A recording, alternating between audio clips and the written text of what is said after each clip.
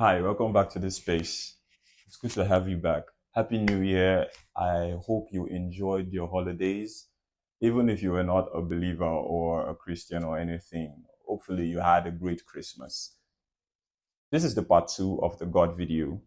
I know it's been long overdue. So if you haven't watched the part one, it's been enough time to catch up on the content that we talked about in the part one. But still, if you haven't, please go back and watch it. Thank you very much. So, in the part one, we talked about the status of God being objective, that God is objective. Again, if you haven't watched the part one, go watch it because you are literally going to be a bit confused in things that we talk about. But I'll try as much as possible to help. So, we talked about the fact that the objective God is self efficient, self sufficient, and self existing, meaning he does not need anyone to be God. So, in this video, what we are doing is we are trying or attempting to look for the objective God.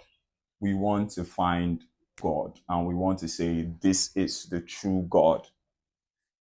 But, Paris, there are lots of religions in the world. How are we going to find the God, the right God in all of this religion? Well, so that I say, brother, the only reason you are asking that question is because you haven't watched the part one. So again, go watch the part one. Thank you. Okay. For kindness sake and for God's sake, I will tell you what you should know about the religions of the world. In the part one, we talked about the idea and we made it clear that the religions or the different systems of belief in the world is as a result of man's imagination. That is why someone somewhere in a different place, in a different territory, in a different country would worship a God that is not the one I am worshiping. And the one I am worshiping is different from the one another person is worshiping. But everyone says they are worshiping the source, they are worshiping God. But it's different gods spread out all over the world. So that is the idea behind the religions. That is why we are not looking for any of those gods, but instead we are looking for the source that everyone believes that things come from. That's clear, right? Okay, we can go on now, I guess. We can, right? Okay. So before starting this video, I actually went online and I searched the top 5 religions in the world, the most popular religions in the world. And we are going to be going through all of these religions to look for the source. I mean, not all of these religions can be lying, right? Right? Well, I hope they are not all lying because, well, this whole video would have been for nothing. All right. So I am not an expert in all of these religions that I'll be talking about, all of these belief systems that I'll be talking about. But there are links in the video below, in the description below, that will tell you, lead you to other videos that talk more about these religions. But I will just be covering the important stuff and keeping it surface, but hitting the main point as far as it relates to looking for the source. There are guidelines in searching through these religions to find the source. The first guideline we are following is the fact that there can only be one source. Only one source from which everything comes from. Any religion that brings 2 or brings 3, we know that it is not true. Number 2, we are going to be talking about things that we cannot see. The term actually is spiritual things. We are talking about the spirit realm. So you have to have an open mind on all things spiritual. Okay, you don't have to close your mind to things that you cannot see. Okay, if you do that, then this video would not give any benefit to you. Number 3, the best person to tell you about me is me, right? Like if I was to tell, if you were to learn anything about me, the best place to go to is from me.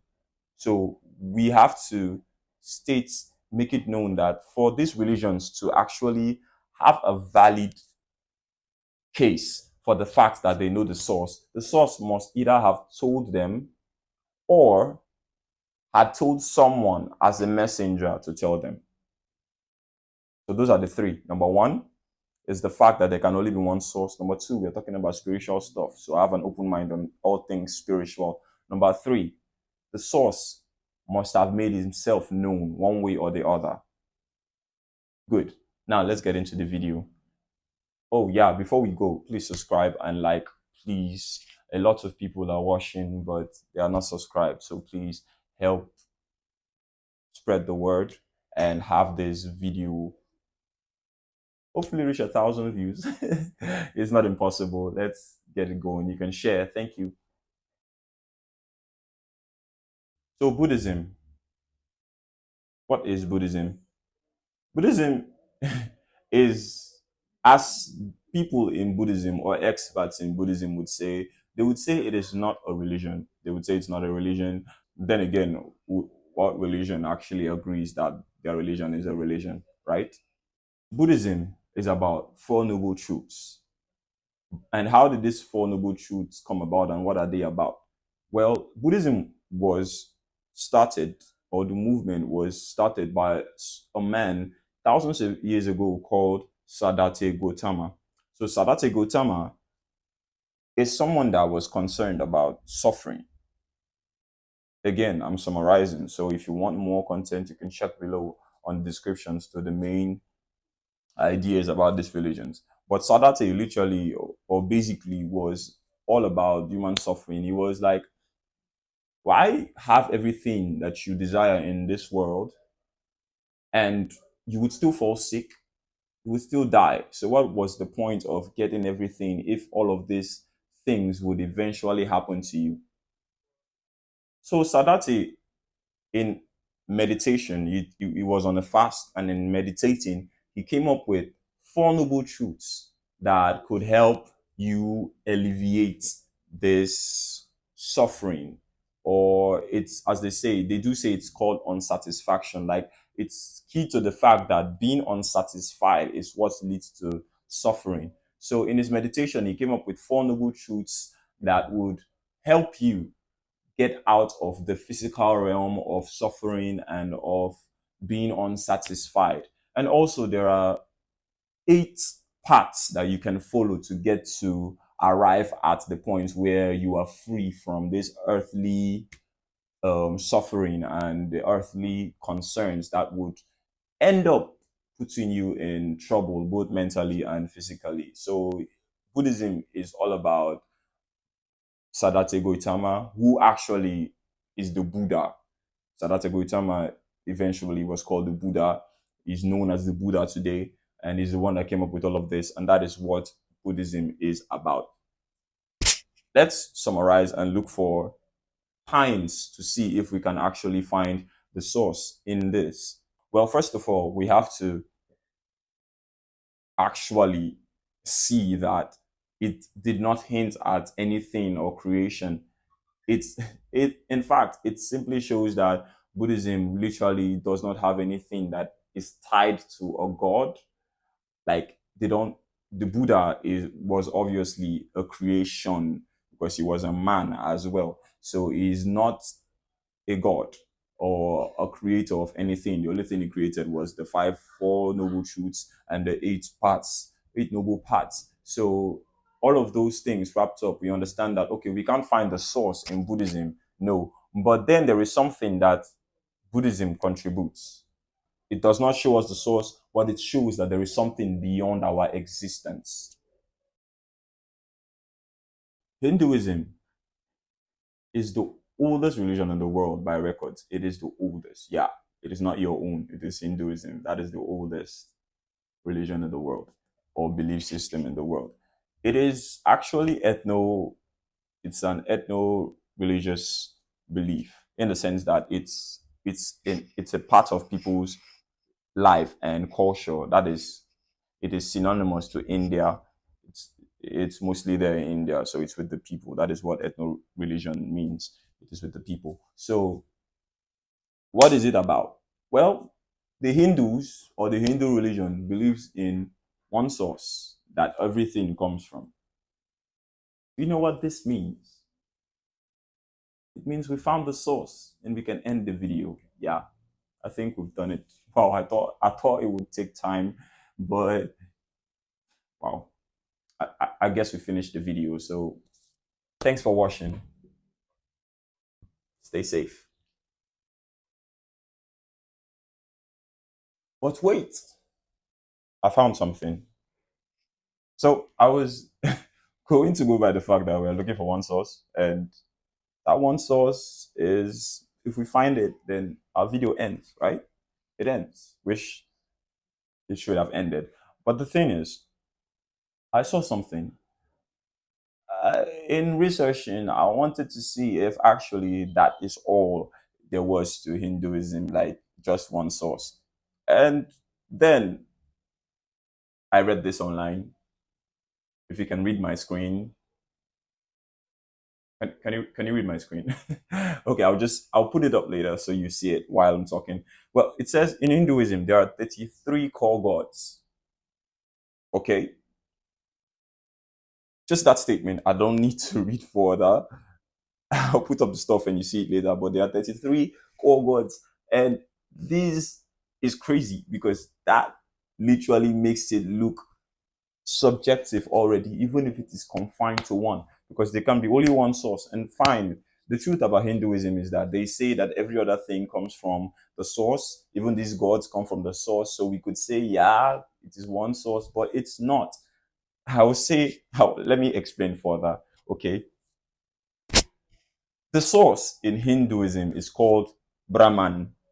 It's called Brahman. It is the universe, the source of the universe. Now, that would have been okay, but then there is Brahma, who is the one that created the things in the universe. He is not the universe, but he created the things in the universe. And they are not the same. Okay, Brahman has an N, and Brahma does not have an N. So yeah, it matters. And then it doesn't stop there. Okay, there is Vishnu, and Vishnu is the god of preservation. The person that preserves, the deity, God that preserves creation.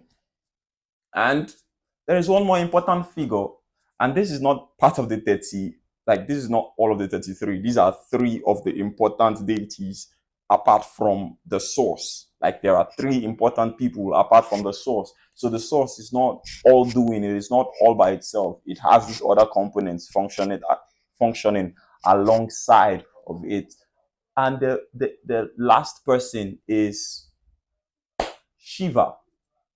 And Shiva is the one that is said in Hinduism to destroy the world.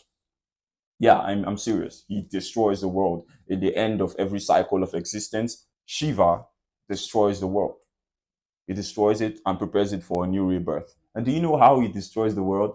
By dancing. Yeah, he destroys the world by dancing. He performs a dance, a special dance, and the special dance is what eventually destroys the world.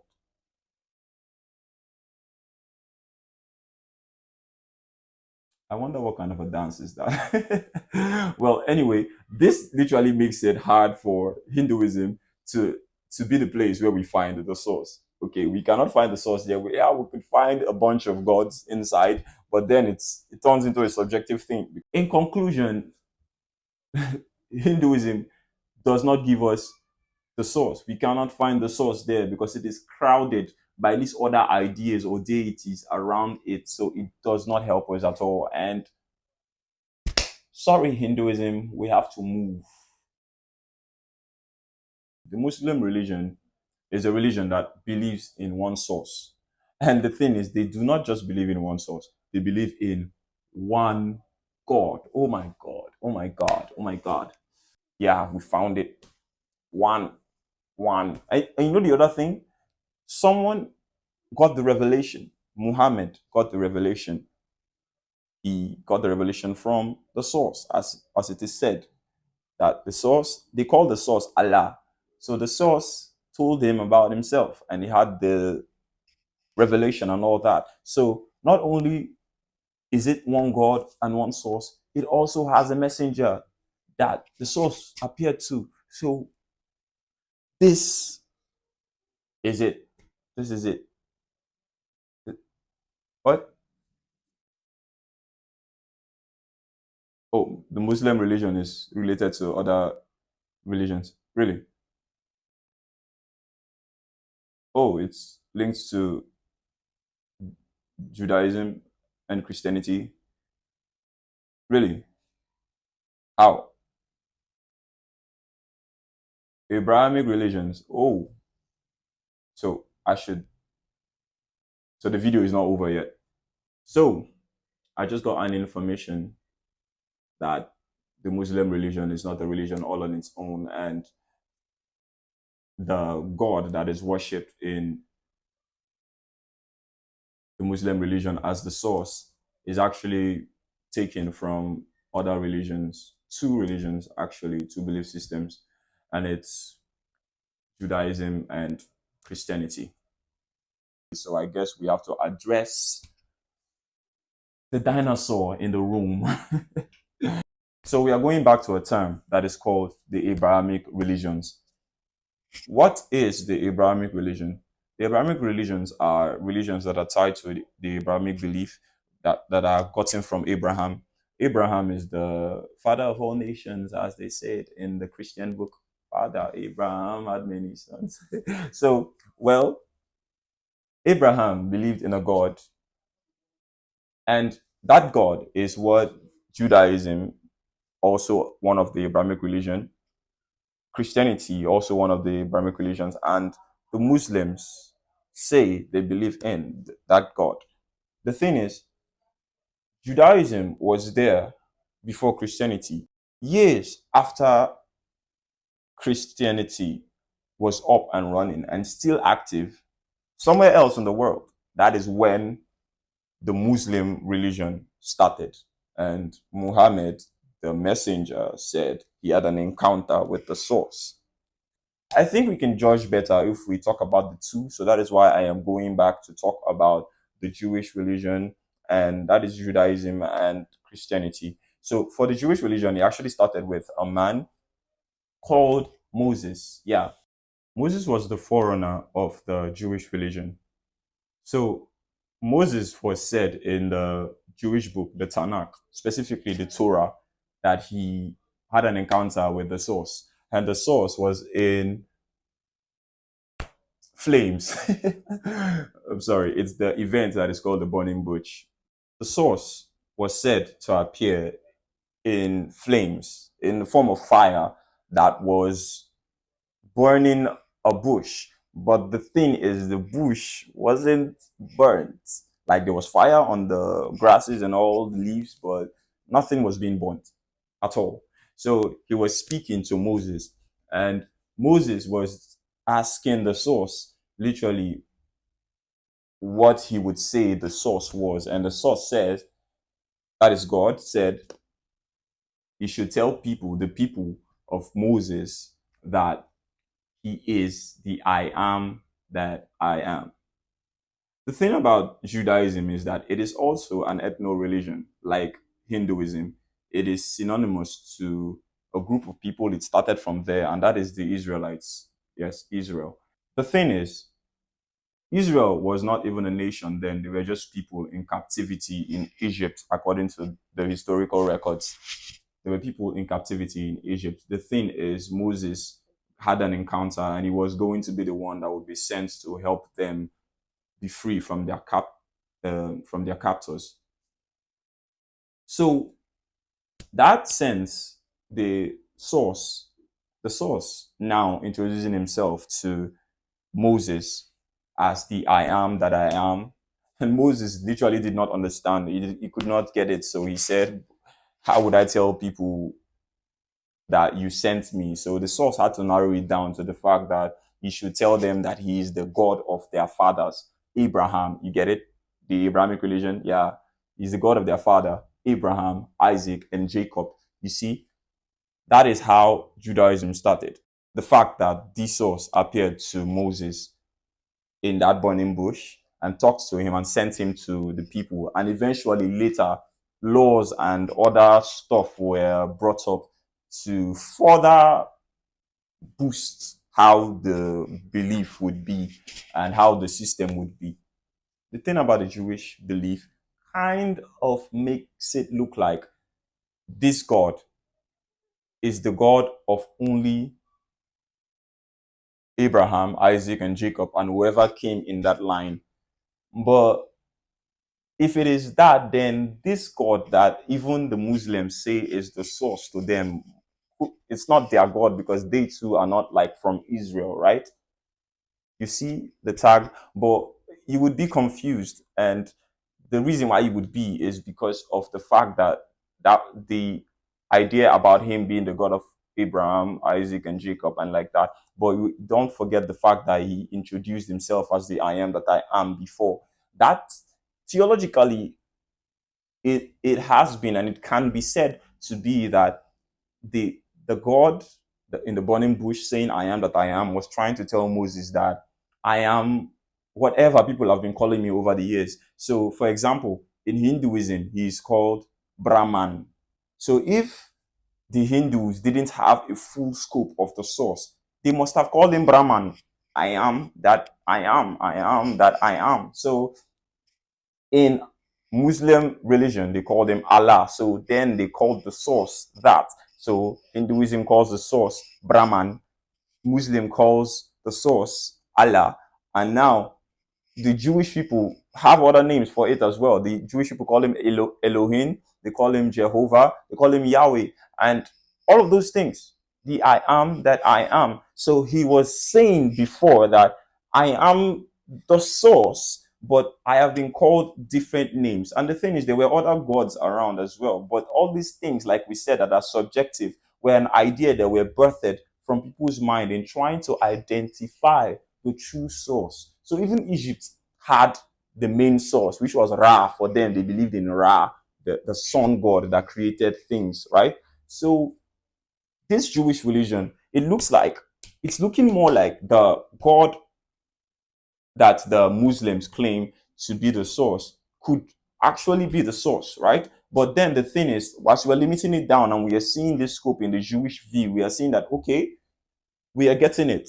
This source was always the source, was always God, but it was called different names in different places because they couldn't understand him personally. The thing is, if this is the source, we still need a valid way to access the source. These people are having encounters with the source. Fine, fine.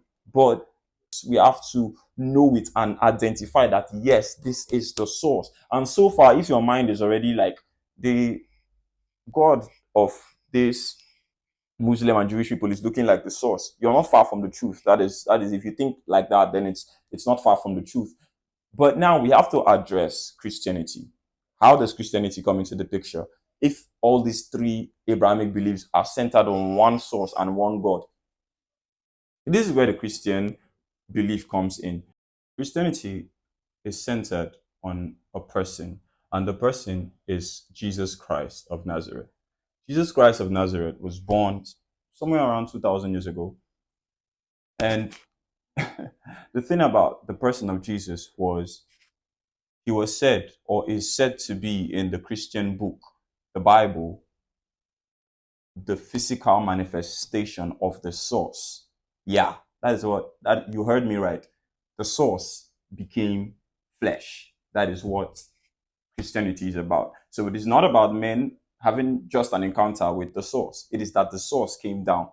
You see, this is the part that the Jewish people, although it is tied to the Jewish religion, because in the Tanakh, which is the Jewish book, there are prophecies by prophets that a Messiah will come, someone is going to come, the prophesied person, someone was prophesied to come that would be the Son of God and all of that. So when Jesus was born, Jesus then said to be the Son of God, it looked like an abomination because he did not meet some of the criteria that they were looking for because they did not understand what it was all about. So Jesus saying he was the Son of God, and not just the Son of God, it was the source, God made flesh. It was hard to fathom. It was so bad that they they fined him for blasphemy and had him killed. Not just any murder. They nailed him to a cross. It was brutal and they had him murdered. And the thing is that not just that he was murdered, in the Christian Bible and by the beliefs and witnesses that were with him as disciples and people that followed him, that wrote about him, it said in the Christian book, the Bible, the Holy Bible, that this man, Jesus, is alive right now. It is not that he wasn't killed, it was that he was killed, but then he resurrected. He was in the grave for 2 days, and on the third day, he resurrected.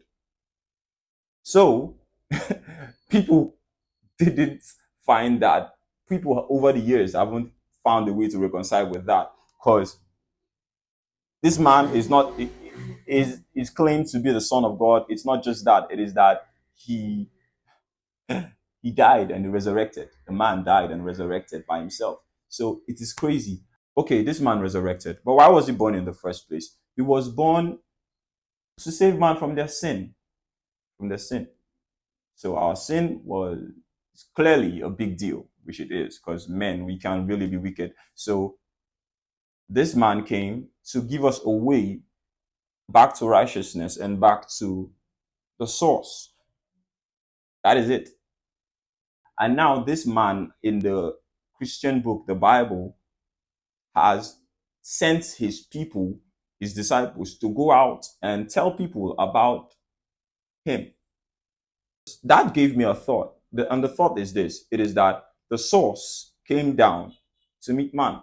And that not just that, the source wanted to clarify about the confusion that was in the world. So he sent people that he has taught of himself, witnesses. He gave them the mandate to go out and tell other people about him and clarify the facts that every other thing that has been known about himself was a lie. And the only thing that is true is what he has said and he has told these people to share. That is what I find from the Christian perspective and narrative of Jesus. So after all of this, if you ask me, Paris, so what's the source? Where is the source in all of this?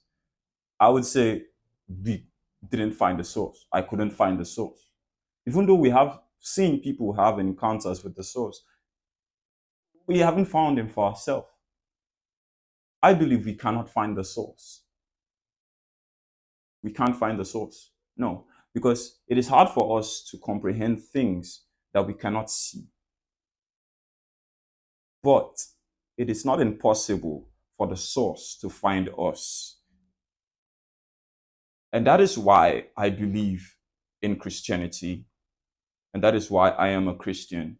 Because it's amazing to know that my creator, my source, decided to come down and give me the right direction to him. That is why I stay believing it is this. Other religions try to meet God. Other religions try to formulate ways and laws to reach God, to reach a higher state, to reach something beyond our existence, beyond the physical, always reaching. But Christianity is God meeting man. Isn't that amazing? Jesus said in the Bible, I am the way, the truth, and the life. No one comes to the Father except through me. So the Creator, the source, came down and gave us a way to himself. Who am I in this a needle in a haystack to say that I know better, or to look for something that obviously I can't find, because my own mind can only comprehend things I can see. So witnesses over the years through Bible and the fact that this source that was made flesh sent people to go and tell others about himself, and the message has come to me. So I have to believe, because they say it is the source that has sent them.